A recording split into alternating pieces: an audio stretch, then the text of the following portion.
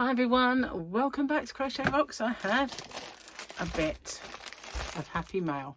It's very happy if this is what I think it is. So, it's hard to get in.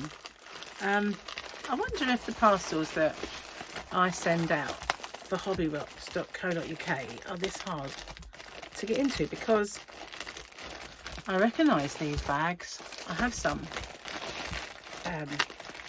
I usually go for pretty ones though if I'm sending out my parcels. I'd show you the ones that I've done, but they are, the postman collected them this morning. But I have all different ways. I've shown them in the past, but I'm in the first layer and I have a thingy. So we'll move that one then because it's got my address on it. So inside is an organza bag. Look, a purple to go with the purple. So I'm already impressed.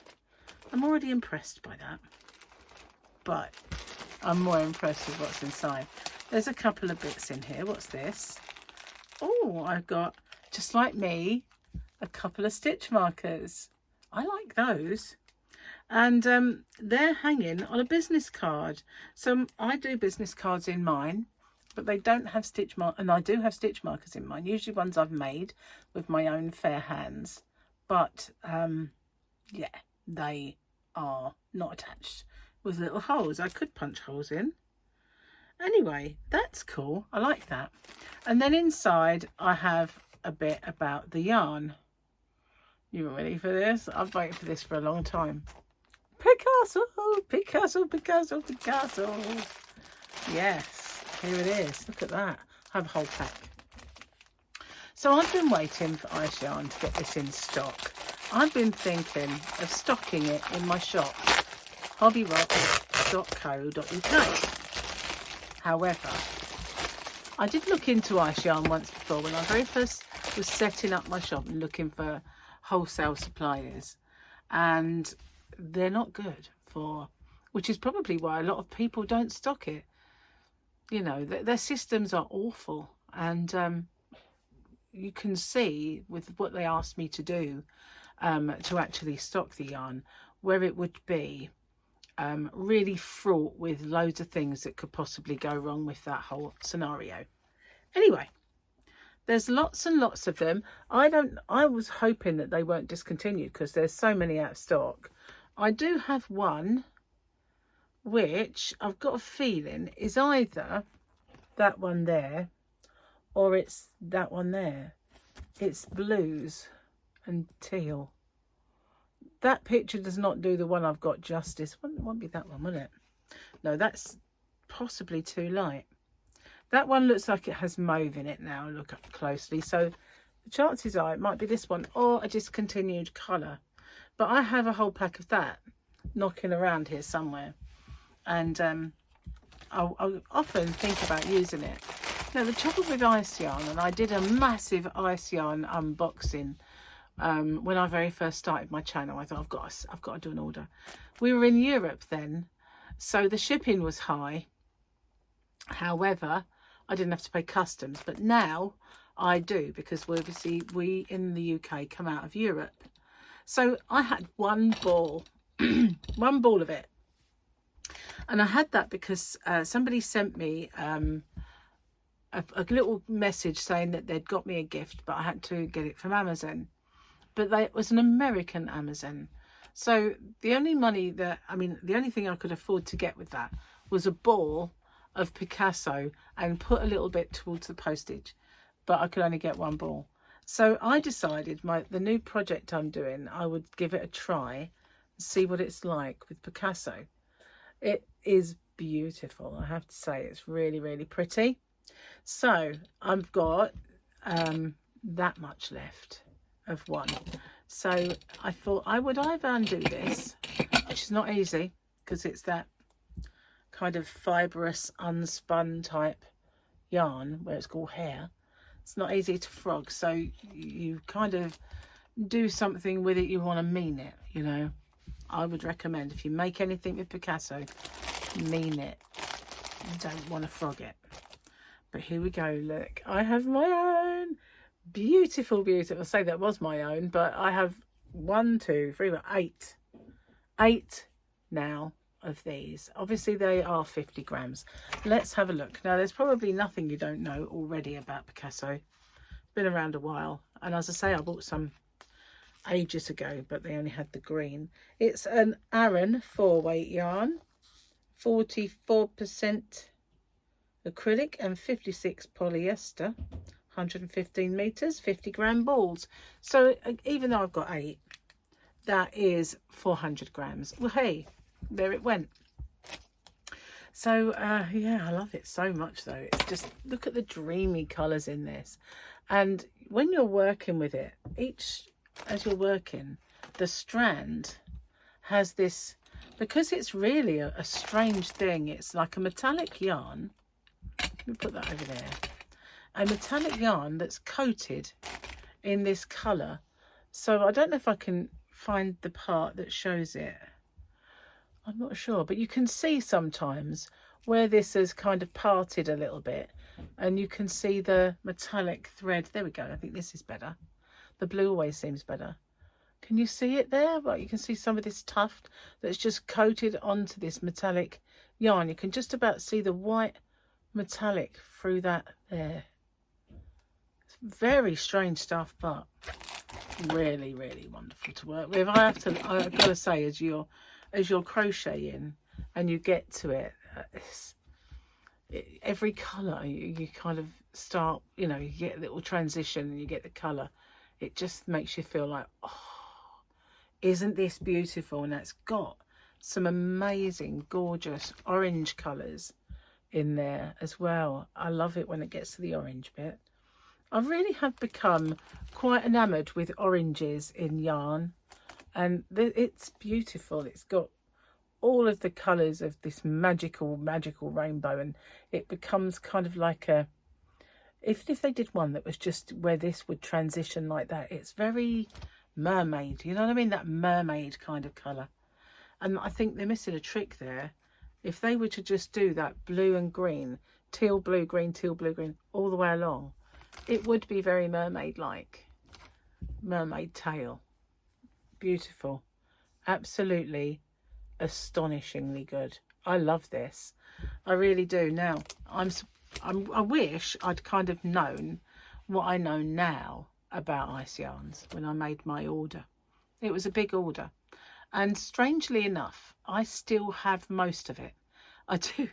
I still have the vast majority of my ice yarn. I think I used Magic Glitz in, it was, I wanted the rainbow, didn't have it at the time. So the one that I had was purple and silver. And I used that for my daughter-in-law when she asked me to make her a cowl. She was working in freezers at the time, and she needed to pull it up. So I made her a face warmer, as I like to call it. And that was the only one of my ice yarns that I can really remember using. The rest are all still in the pack, and they're still in their packaging, just like this, where I haven't touched it. And I know it's because, you know, I think we're kind of all guilty of this. You know, we have yarn and then we think, if I use it, I won't have it anymore. I know it's a really, really crazy concept, but it's so true, isn't it? These are really pretty. They are, they've got facets, so they shine. And little does this lady know that amethyst is my birthstone, but that is just very, very nice, isn't it? So nice. Who did I get them from? It was an Etsy shop. It was called Curios and Crafts Co. Free stitch markers. Isn't that wonderful? So, where's the little thingy? Because this has got the same symbol. So, UK supplier of ice yarns, but she's got that symbol, which is hers, on this ad. How bizarre is that? She must be one of those official kind of stockists of ice yarn. I don't know. Or maybe she got this printed herself. Anyway, it's pretty cool. So yes, I have had these ideas in the past to stock ice yarn, but it won't be very cheap. That's the only thing, because the prices you see when you go on their website, it won't be that price, you know. It will be plus all the shipping costs I've had, plus all of the customs costs I've had, plus profit. So it won't be very cheap at all. And I don't know, how much did I pay for this? Does it say? I've got 8 balls. Does she have a price on here? I don't remember. Ah, hang on, what's that? What do I do with that neck light? There it is. I can't see that good light. Since I have my eyes lasered, I really need good light. So the yarn total was £27.50 for 8 balls. And then it was £3.59 on the postage and £31.09 altogether. So £27.50. Let's see. My maths isn't the best, so not arithmetic anyway. So we go to the trusty calculator. £27.50p divided by 8 equals £3.43. Well, 44 because you've got to round it up. So I would have thought it was about £3.50 a ball, and it's not far off it. So that's not too bad, is it? Got an odd smell, I have to say. It doesn't smell like yarn, which is odd. It has a bit of a different smell. Let me see what my offcut. Mine smells more like yarn, I have to say. Anyway, that's my happy mail. So I did figure that I would finish this as a scarf for myself, because it's just glorious, the colours, isn't it? And I thought that'd be nice. But in a way, although I really love working on it and I love the colours as they transition, I don't know if this stitch shows it in its glory. Now, some time ago I had a very similar yarn and I made a mosaic granny with it. You might remember I made a big cushion, which we still use to this day in the living room. And that was very, very similar, using that as the kind of colour and then black to make it pop. And it looked like a stained glass window. But it was just a simple mosaic granny. And I did it as a square, did 2 of them, and then put them together. The only problem with doing that, is it's hard to find a similar black yarn. Although I do have some. When I bought all that Metallico. Metallica is something completely different. I like Metallica, but you know, I wouldn't want to crochet with them. Anyway, I crochet to them sometimes, you know, whipping up a storm. But anyway, yeah, I could do it with that, because that would be on a par for that kind of yarn. But I've already made that cushion once. I don't really want to do that again. But I quite like that, I have to say. I think I might finish it. I'll probably take about, it's this long now. I can make it into a cowl. So I'd only need another ball. And that way I wouldn't have to waste too much making my... I'm going to do that. I'm going to make this a cowl. And then I can use that. Oh, that's really pretty. Beautiful. The one thing I like about this stitch that I'm using is you do not have to border it. I've just made a gold one, which I will do the tutorial. But it is so straight at the edge, you don't really need to make a border. But I did do, because I wanted both ends to look the same. But obviously if I'm making a cowl, I won't be doing that. Oh, that is so pretty. I love that. I'm so glad I got it. I think I need to get some more. It's a lot of money for a few balls of yarn, mind you, in a way. Well, it is for me now, you know. I'm not used to having to buy yarn at retail. I'm used to buying it at wholesale. Apart from when I'm doing a yarn quest, of course. That's a total different kettle of fish. And sometimes I look and I go, £5 what? Because I'm used to seeing the cost prices, which are not, I mean, don't get me wrong, there isn't massive profit in yarn. It's one of those kind of commodities where there's really little on a makeup on a ball, unless it's, some of it is probably a lot of markup. I would say things like Rowan,